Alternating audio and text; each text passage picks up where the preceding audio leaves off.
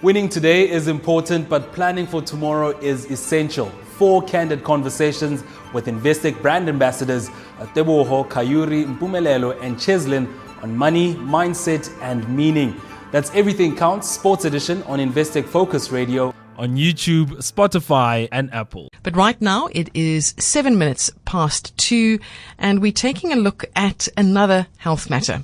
You've probably had moments in your life when you've had to address a crowd or make a speech at the office or at a loved one's landmark birthday. You may have felt dread. You may have had sweaty palms. But I wonder whether your experience came close to the absolute terror that faces stutterers when they've got to speak, especially when they're in an unknown environment or when they have to address a big group of people. I speak from experience because I stuttered badly when I was in grade 6. That's what, age 11. I just changed schools, and every time a teacher at the new school asked me to introduce myself, I just couldn't say my name. I couldn't get it out. Eventually, I ended up spelling my name. And there is nothing more uncool for an 11-year-old to do than spell their name. And over 3 decades have passed, but when I think about those moments and those interactions, I still cringe. I want to crawl underneath the desk. I get so embarrassed. My face burns up. And research shows that at school, stuttering can conceal a learner's intelligence, it can impede their progress, and it can expose a child to ridicule and social isolation. Stuttering can affect an adult's day-to-day life because it may dictate their choice of career. It may cause them to avoid things like using the telephone or talking to new people or even ordering food at a restaurant. However, if you or your child are dealing with this speech disorder, you should not suffer alone. There are a variety of treatments and therapies available. I'm mentioning this because there's an NGO which has decided to dedicate this month to raising awareness about stuttering, which affects, by the way, about 1% of South Africa's population. So welcome in studio to Viwe Sigenu, who's chairman of Stuttering South. Welcome, Viwe. Welcome. And then also Nasreen Allie, who's a speech therapist at UCT and Grooteskier. And maybe, Nasreen, we can start with you. Stuttering, I know, is classified as a speech disorder in which sounds, syllables or words are repeated or prolonged, which disrupts your normal flow of speech. What causes stuttering? Thank you, Tessa, for having us here. That is one question we are often asked. And again, there are various factors that cause and contribute to stuttering and contribute to the development of stuttering. So those factors are genetics. So approximately 60% of people who stutter have some family history of stuttering or have a family member who stutters. Part of it can be child development, so children who have other speech or language problems or developmental delays, they are also more likely to stutter. There's also the neurophysiology, and what that talks about is that how we process our speech and our language and our thoughts, and how that impacts. And recent research is showing that people who stutter actually process speech differently to those who don't stutter, and there's more active processing happening in their brains. Can you talk to us about that a bit more? How does that processing work? So if we think about the processing, we have our thought, and then that thought needs to link it to words, and then once we've got our words, we need to then formulate it using our musculatures, our lips, our tongue, our mouth, our throat, our vocal cords. They all need to work together, our lungs for the airflow. And when a person who stutters is having to process all of that, so they're able to produce the speech, what we as normal people have and people who don't stutter is a feedback loop. So we're able to check in and say that, I might make an error here. I need to then change or correct or fix. And we all do that naturally. In a person who stutters, there's just a lot more of that kind of processing happening. So before they even think or say the word, they're already thinking, I'm going to stutter. So they're processing and then trying to fix it before they even start. So there's a whole lot more processing happening in their brains. The other contributing factor is also just family dynamics. And if you're from a high-pressured family and there's lots of pressure for you to speak and to speak fluently and to speak fast, and if you think we are very time-pressured people, so that can add to that anxiety about speaking and that pressure. So it can make the stuttering worse.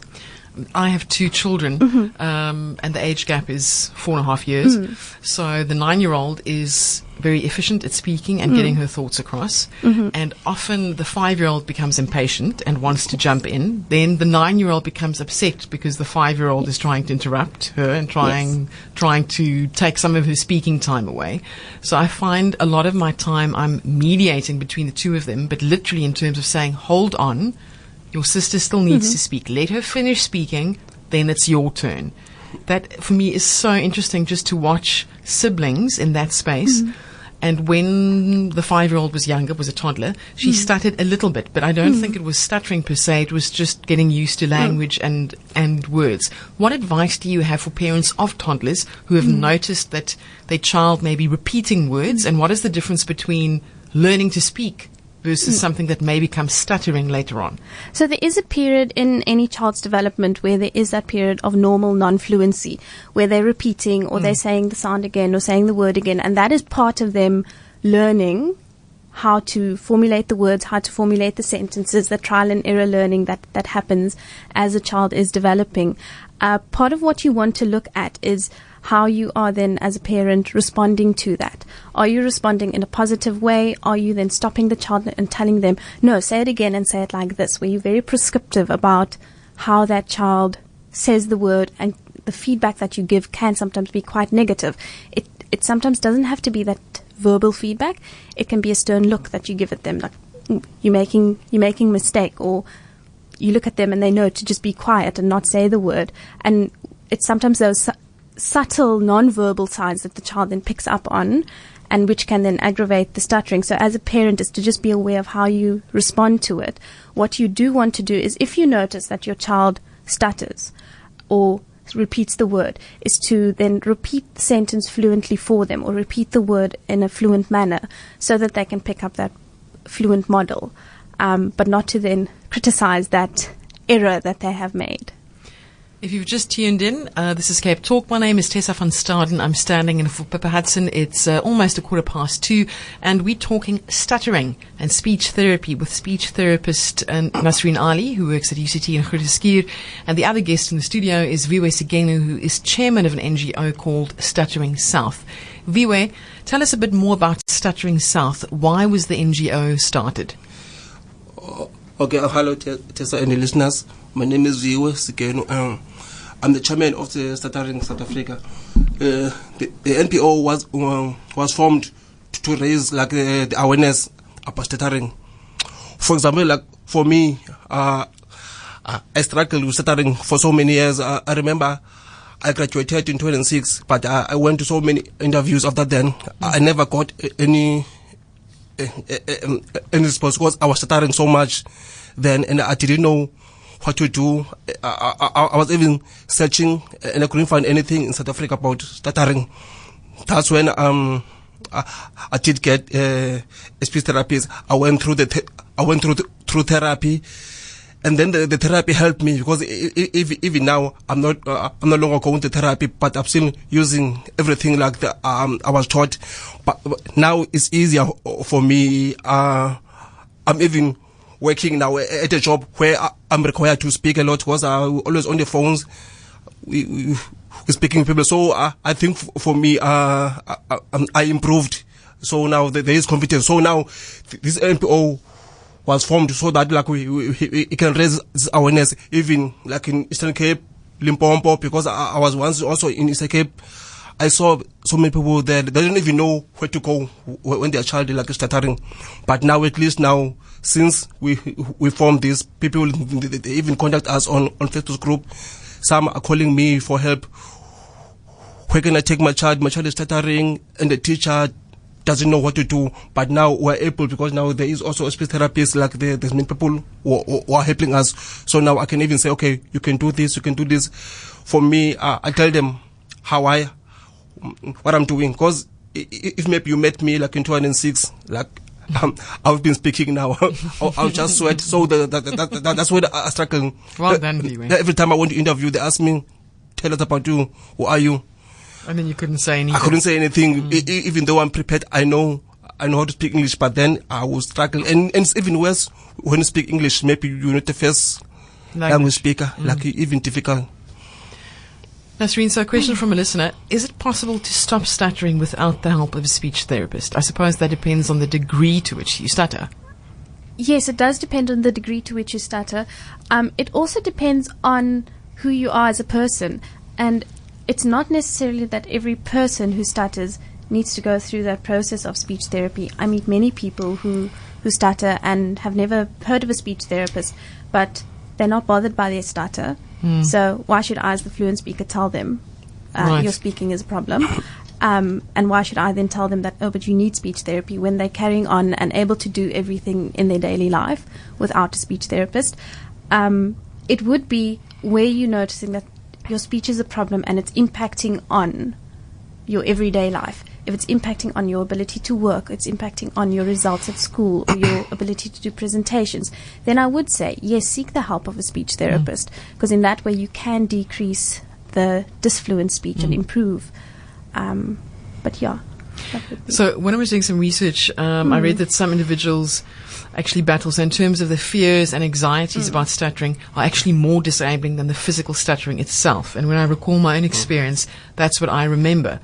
How do you as a therapist go about addressing patients' anxiety about stuttering? So it's actually more complex than just the speech and what we see. And we often use an iceberg model to describe stuttering. And the top bit of the iceberg, that's what you see, and that's the repetitions, the avoidance, that's the hesitations, the uhs that people who stutter may make. But then there's that whole bit under the iceberg, and that's the fear, the anxiety, and we do delve into it. And the first part of it is being able for that person to be able to identify what are those feelings, what are those emotions, and we do take them then through that process of identifying what is this, where is that feeling, emotion, fear coming from. We do draw on theories from psychology, so your cognitive behavioral therapy theories, your combating negative emotions and ideas theories, your acceptance and commitment therapy theory. So we do draw a lot on that to try and just figure out what is it that's adding to that anxiety. Is it a specific situation? Is it a specific pressure?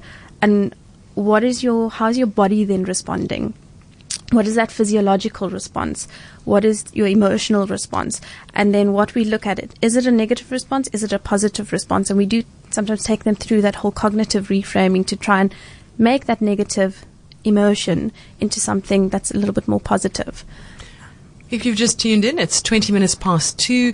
My name is Tessa van Staden. I'm standing in for Pippa Hudson on lunch. This is Cape Talk.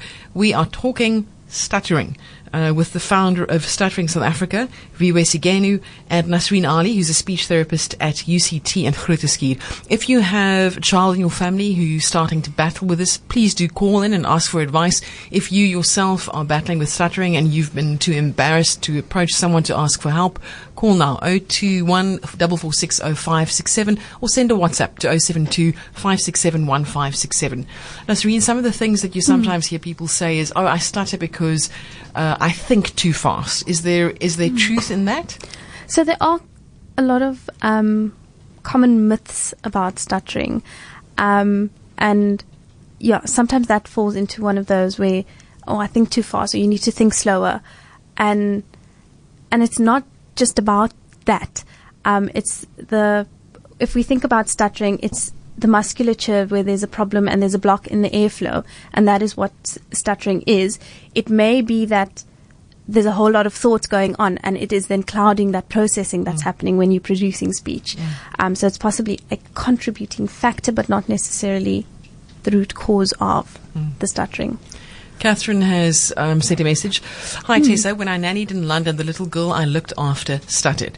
The mom was told it was because of her home environment wasn't stable and because she had so many different nannies looking after her. So this was due to anxiety and trauma. Someone else says, is it true that one shouldn't finish a sentence for a stutterer?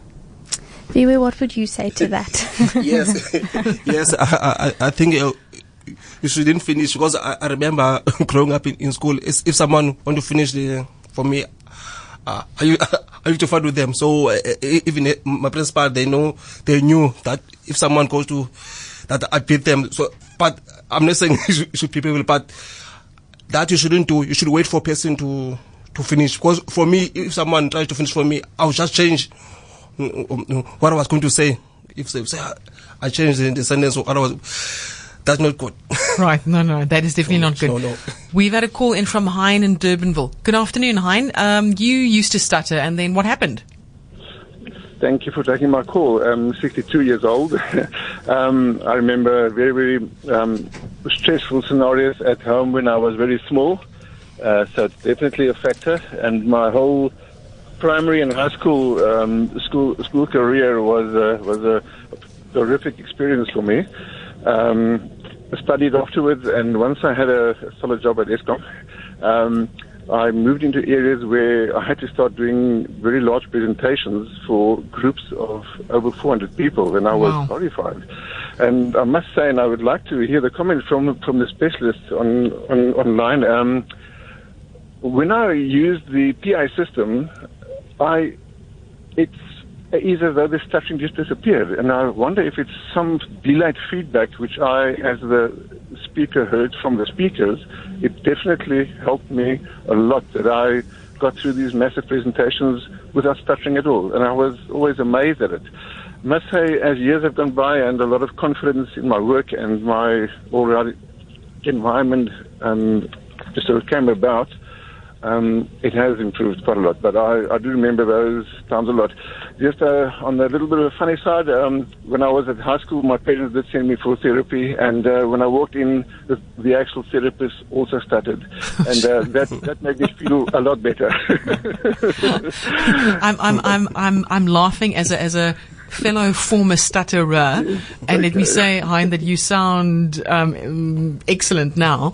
But what you mentioned about the PA system, I find interesting, Nasreen, because when I was doing research, the founder of the stuttering clinic at the Wits Donald Gordon Hospital is Dina Lillian, and she said that people who stutter speak fluently when they are either alone, when they speak in unison, when they whisper, or when they sing. So what is it about speaking in front of others that makes you so scared? Or what is it about speaking quietly that seems to stop the stuttering?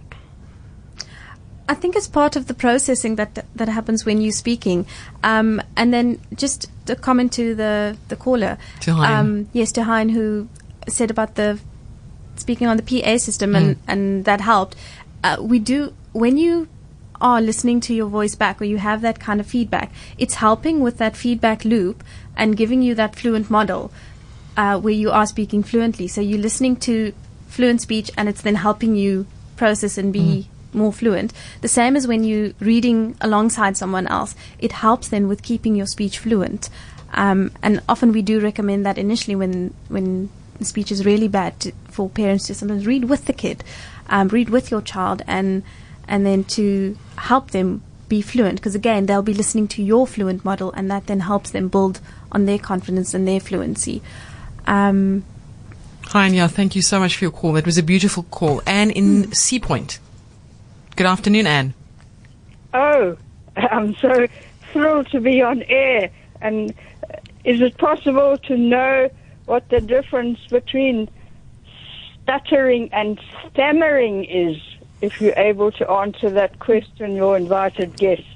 Absolutely, Anne. Thank you so much for calling. Nasreen will first go to you and then to Viwe. Okay. Yeah, so stuttering and stammering, it's the same thing. It's just different terminology used in different parts of the world. So here in South Africa, we tend to use the word stuttering. In Afrikaans, we call it hakkel. And then in Britain, they tend to use the word stammering. America also uses stuttering. So it's just different parts of the world using different terminology for the same thing. So we've had some thank you. And Viwe? Yes, for me, I was going to say the same thing. Great. We've got some interesting SMSs and messages from listeners as well. This is a funny one from Marie. She says, Tessa, I feel awful. My youngest son suffered badly and he had to go to a teacher to remedy his plight. But the problem was that the teacher's surname was Warrenstein, which he probably had trouble pronunciating. Hi, Tessa and guests. I got my daughter to stop stuttering. When she started to stutter, I would tell her to stop speaking and then to think about what she wanted to say. And then when she was ready to carry on speaking, she was cured within about 6 months. That's from Wendy. Is that something that you would recommend, Nasreen? So often there are times, and again, it depends on person, depends on child. Often I have children come in and say, it doesn't help me when mommy says I need to stop. Because again, you're stopping their fluent speech that would have come after that immediate portion of stuttering or that immediate block or that repetition, and you're asking them to start all over again and have to go through that word that they just struggled on. So it can actually make it worse. But again, it depends on your child, because I have had children who then also say to me, it helps when my mommy reminds me to pause, to think, to take a breath. That helps me. So again, it really does depend on the child and how they respond, and also how that mom is giving that instruction. Is it in a positive way where I am going to listen to what you have to say, take your time, and then tell me what it is you want to say, and I will be here no matter what, and I'll listen to what you have to say? Or is it stop what you're saying with a negative connotation where you're doing it wrong, try it again and do it better? That then creates a negative experience of speaking for that child. Terence's message to say, hi, while I was at Toastmasters table view, there were 4 stutterers over the time that I was there. It was amazing to see the progress they made.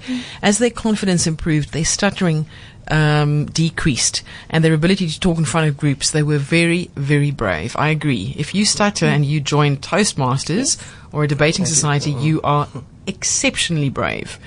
Viwe, tell us a little bit more about Stuttering South Africa, and what is it that you're aiming to do in terms of raising awareness?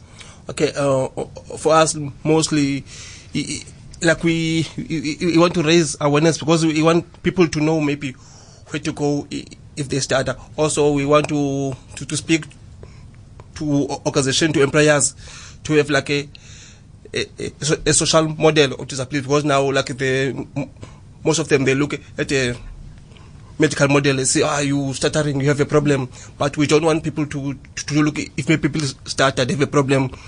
Because even for me, I stutter, but the work I do every day, I speak with CEOs, empty, and they listen to me, they understand me. So listen to the person, understand what they say. Because if maybe you listen to me, you understand, that's when I gain confidence also. I go fluently. Because many times you see from the person's face that the person, they see you as disabled. So we want to move from seeing stuttering a disability to see a person who stutters as everyone else. And also we want, like, but now we like to go to many places to make people aware of stuttering, where they can go, because like next week we'll be in a primary school, like in Mitchell's Plain. So that's what we're doing. We also going to schools. We go in there to speak to teachers, because mostly teachers, they don't know what to do. So we want to teachers to send people to stutter maybe to Nasreen or to somewhere else. Last question quickly, Nasreen, for you, and this is from Siyabonga, who is one of Viwe's colleagues. He says, hi, Viwe, and well done. He says, Nasreen, I'm stuttering as well. I just want to pose a question to you. People say that when you're around people who do not stutter, you get better. Is that true? That's a hard question. I don't know. It depends on how you experience it. Are those people helpful in their interaction with you? Are they kind in their interaction with you? Do they respond to you positively? Because again, if you with people who respond to you positively, yes, that will help. But if you with people who respond to you negatively, and who you greet them and they look away, or when you stutter they look away, or they turn their backs to you, that then is not helpful. So it really depends on the environment and who those fluent speakers are. But I guess the message is to the fluent speakers is that be aware that speaking is not easy for everybody, and be aware of how you respond to people and be aware of your body language, your eye contact, because it makes such a difference to that person if you can maintain that eye contact when they're speaking to you. Smile. Don't look away. Yes, smile, as Viwe says. And do not finish sentences for people who stutter. Yes, wait for them to finish. It might be difficult, and wait for them, and they'll give you clues as to what to do to help them. Sage advice. Thank you so much. That was speech therapist at Groote Schuur Hospital and also UCT, Nasreen Allie. Thank you so much for your time, Nasreen. And Viwe Sigenu, who is chairman of Stuttering South Africa. Thank you so much for your time.